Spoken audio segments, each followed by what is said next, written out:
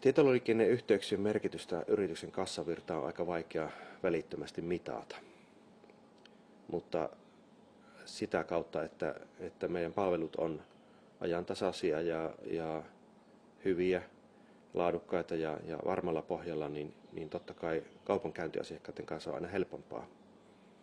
Ja jos ajatellaan, että meidänkin syrjäinen sijainti tekee sen, että asiakkaan täytyy kokea, että asiakas saa jotakin merkittävää lisäarvoa täällä tullessaan tänne metsäkartanolle, niin meillä täytyy olla kaikki palvelut sillä tavalla viritettyjä, että me ei olla ainakaan jälkijunassa.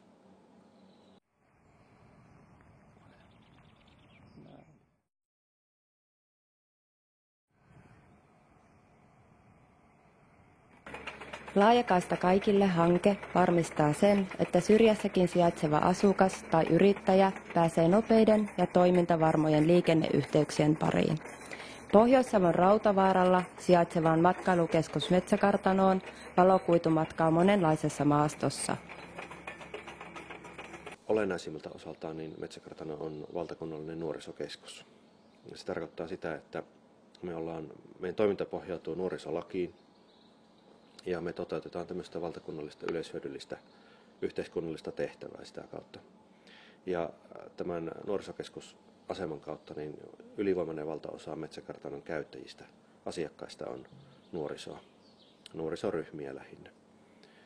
Ja siellä sitten on hyvin monenlaisia tahoja, leirikouluja, rippikoululeirejä, kansainvälisiä nuorisoleirejä tai harrasteleirejä.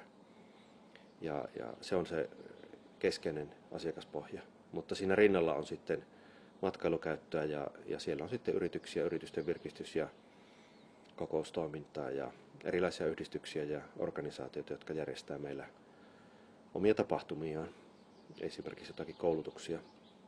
Mutta sitten myös ihan tavallisia matkailijoita, perheitä ja esimerkiksi häitä ja muita tämmöisiä perhejuhlia järjestetään paljon. Meillä on nämä nettiyhteydet, jotka meillä on ollut käytössä täällä Metsäkartanolla, niin on ollut monenlaisia ratkaisuja käytössä ja on oltu langattoman yhteyden varassa muun muassa tällä hetkellä. Ja langattomassa yhteydessä on aina sellaisia epävarmuustekijöitä. Ja esimerkiksi yrityksessä, kun pankkiyhteydet toimii netin kautta ja sitten hyvin paljon asiakkaiden kanssa tietysti kaikkea varauksia hoidetaan ja kirjeenvaihtoa sähköisesti, niin semmoinen jatkuva luotettava yhteys on aika välttämätön ja totta kai niin heti niin kuin valokuituun perustuva ratkaisu kiinnosti sen takia, että se on nähdäkseni niin paljon luotettavampi kuitenkin ja vakaampi kuin tämmöiset langattomat ratkaisut. Tässä nipussa on 12. On koko ajan sovellutuksia, jotka enemmän vaatii niin kuin isojen tiedostojen siirtoja johonkin pilvipalveluihin tai vastaavaan, niin tämä on sitä tulevaisuutta ja tässä nyt rakennetaan sitten sitä alustaa sille, että tavallaan tulevaisuus on mahdollinen sitten. Palveluita, joita valokuidun kautta tulevaisuudessa toteutetaan, niin ei tällä hetkellä tietysti vielä tiedetä. Mutta ilman muuta semmoinen palvelu, joka meillä on niin kuin välittömästi näköpiirissä, on televisiopalvelut, eli IP-televisio. Meidän sijainti täällä tosi syrjässä sattuu olemaan semmoinen, että televisiosignaali on heikko. Ja sitä on kahdesta suunnasta saatavissa, mutta kummatkin on yhtä heikkoja. Ja hyvää televisiovastaanottoa on todella vaikea saada aikaan. Ja asiakkailta tulee siitä sitten palautetta, vaikka ei tänne Metsäkartanolle tietysti tulla televisiota katsomaan, mutta kyllä se on sillä tavalla tärkeä osa asiakkaiden viihtyvyyttä,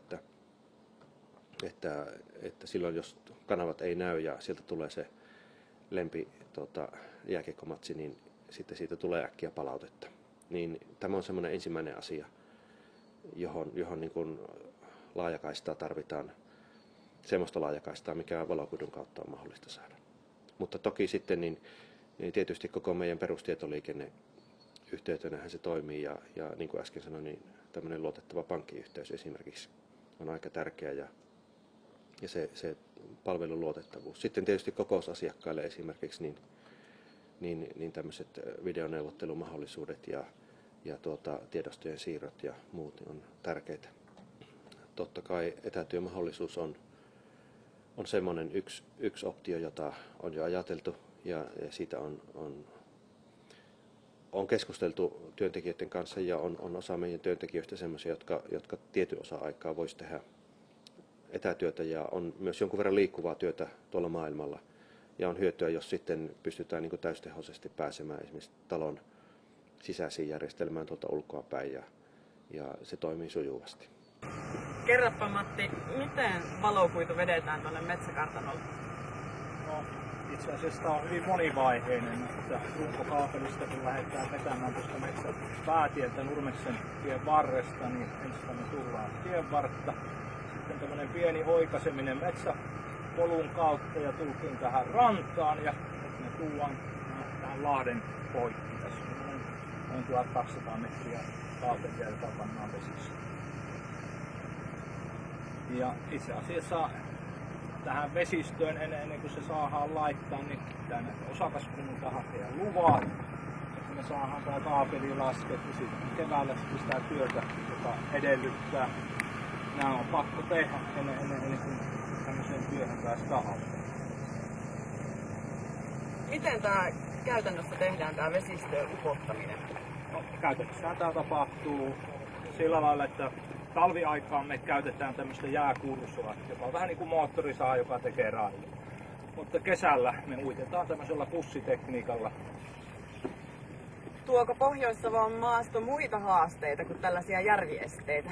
No, kyllä varmasti niin kuin auratessa tulee monenlaista, että ensistään tietä on jouduttu monessa paikassa hyvinkin voimakkaasti pohjaamaan, eli ajettu tämmöistä kiveä ja sepeliä hyvinkin paljon ja näissä sitten se auraaminen on mahdottomuus ja joudutaan sitten kaivamaan nämä reitit ja sitten ottamaan siihen hiekat ja kouruttamaan. Se on oma hankaluutensa ja monesti tulee kallio sitten niin pintaan, että me joudutaan sitten joko louhimaan kallioa tai sitten kallioon pitää ropata tämmöiset kourutukset, joinikka saadaan kaapelit sitten suojaan.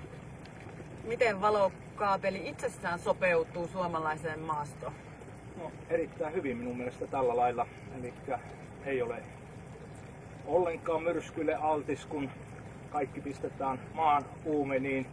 Ja se on turvallinen ympäristö sille kaapelille. Ja toinen asia on sitten se, että ihmisille ei tule turhia käyttömatkoja.